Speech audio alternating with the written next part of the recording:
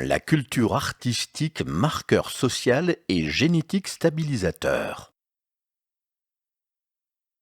Apprendre à aimer la musique dite classique fait souvent partie de l'éducation et demande un apprentissage relativement long pour en démêler toutes les variations subtiles et la grande complexité de son orchestration. Mais aimer et avoir une culture musicale classique permet d'être accepté dans les castes dominantes qui reconnaîtront un membre de leur groupe grâce à sa culture. Ceci est un exemple, mais il en va de même de la littérature, de la peinture ou du théâtre. Et il est bon de signaler que plus la caste est dominante, donc riche, plus sa culture artistique est complexe, permettant ainsi de reconnaître et d'exclure celui qui ne la possède pas. C'est-à-dire en général le pauvre, qui n'a pu s'y familiariser, son temps étant entièrement absorbé dans la production.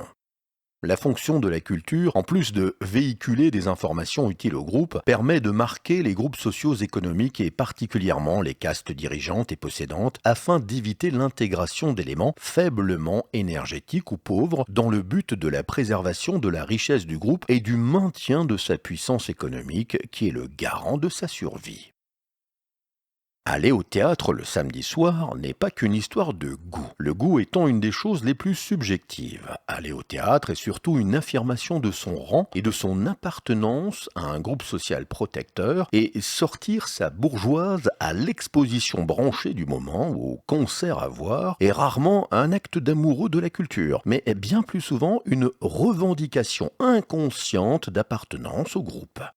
Quant à l'art, ce n'est pas quelque chose d'impalpable et d'inexplicable. L'art, c'est l'enseignement par le beau étant ce qui est favorable à la vie. L'art et la culture artistique permettent donc, en dehors d'enseigner au groupe, de stabiliser la société en permettant aux groupes classe sociale ou aux castes de s'abriter derrière leur culture artistique pour se reconnaître et ainsi conserver leur énergie. Et, si l'on regarde plus profondément, de conserver leur patrimoine génétique.